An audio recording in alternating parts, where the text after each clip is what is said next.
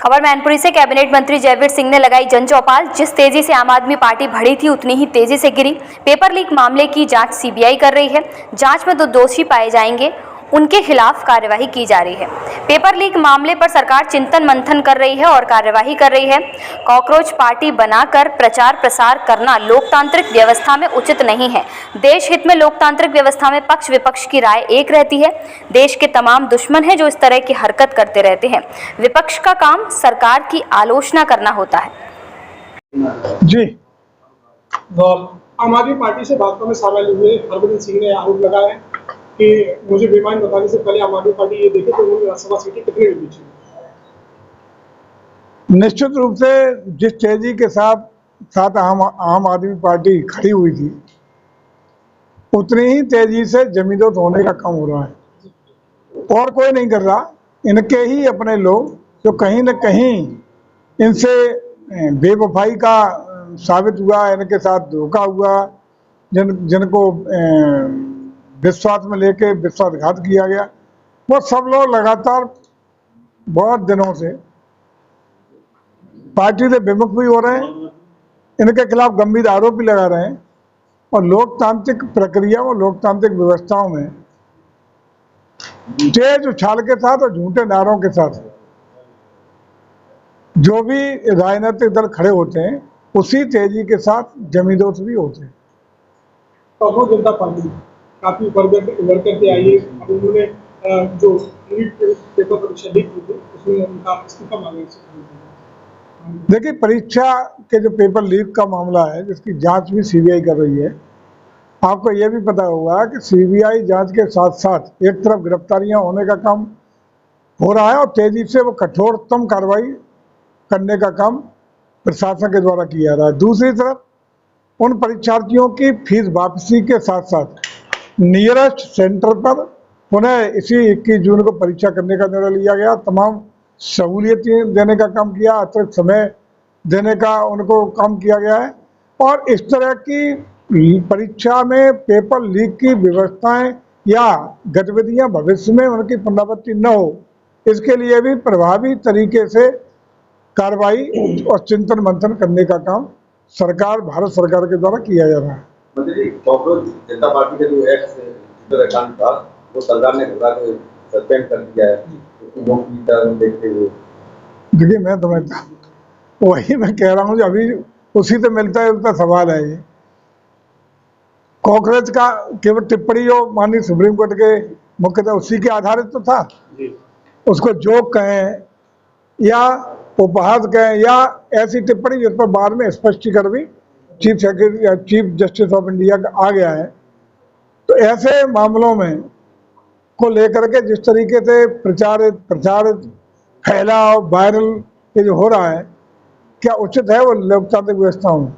अच्छा, उसके फॉलोअर में बताया जा रहा है कि ज्यादातर संख्या जो पाकिस्तानियों नहीं, तो जो भी विदेश के ऐसे तमाम जो देश के दुश्मन हैं वो तो ऐसी कार्रवाइयाँ चाहेंगे, ऐसी गतिविधियाँ चाहेंगे, ऐसे काम ही चाहेंगे जिससे अस्थिरता हो, भारत कमजोर हो, हमारी संवैधानिक व्यवस्था पे आघात हो, कानून का राज जो चल रहा है उस पर कहीं चोट हो, कानून व्यवस्था खराब हो, यही तो उनकी मंशा रहती है। आरोप ये भी लग रहा है कि इसमें कहीं ना कहीं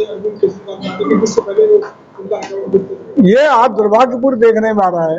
पहले हमेशा ये व्यवस्था 1947 के बाद जब 1950 में अपनी सरकार बन गई तब से लेके आज तक ये परंपरा रही है कि पक्ष है विपक्ष, राष्ट्र के नाम पर, देश हित के नाम पर, विदेश नीति के नाम पर देश की चाहे विरोधी दल हो या सत्ता पक्ष हो, दोनों की भाषा एक रही है।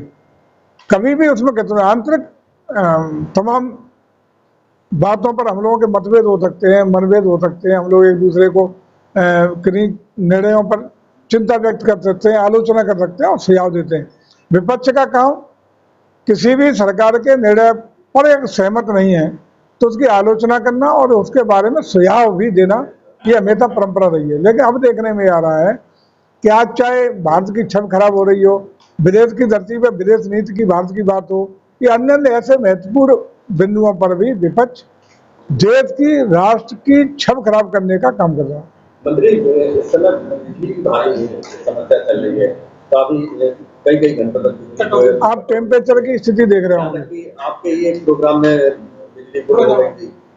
एक आजकल आप ये भी दोनों चीजें आप देख के चलें, किस तरह टेम्परेचर की हालत क्या है। भयंकर लू की चपेट में पूरा अपना उत्तर भारत है। उत्तर प्रदेश में कहीं किन्हीं नगरों में 47 तक टेम्परेचर पहुंच रहा है।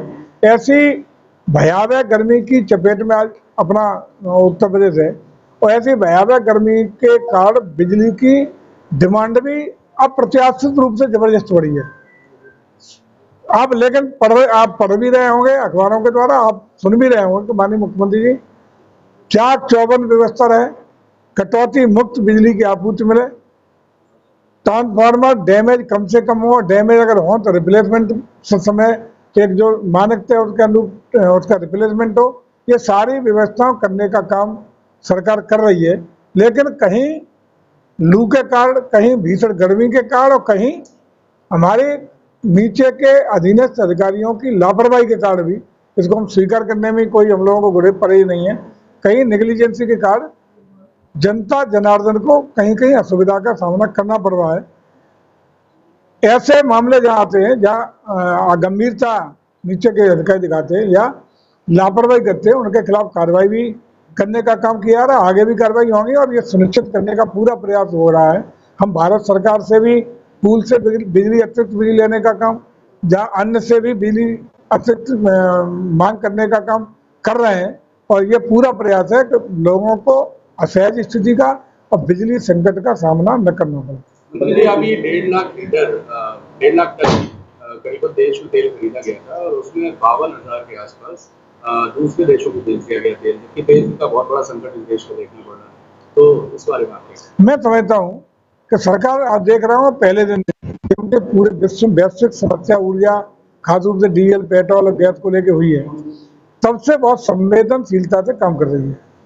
ये भी आपने देखा होगा कि कई ऐसे हमारे अड़ोस पड़ोस के देश हैं जहां पेट्रोल, डीजल के और गैस के दाम गुणात्मक रूप से बढ़ गए, लेकिन लगातार संयम बरतते हुए भारत सरकार ने हमारी तेल कंपनियों को कुछ उसका भार वहन करने के लिए सरकार ने भी अपने स्तर से वो आर्थिक बोझ अपने ऊपर झेलने के लिए मन बनाया, और मामूली 3 रुपए और एक बार 90 पैसे की वृद्धि के साथ मैं समझता हूँ कि आसपास के देशों में सबसे कम रेटों की वृद्धि हिंदुस्तान में हुई।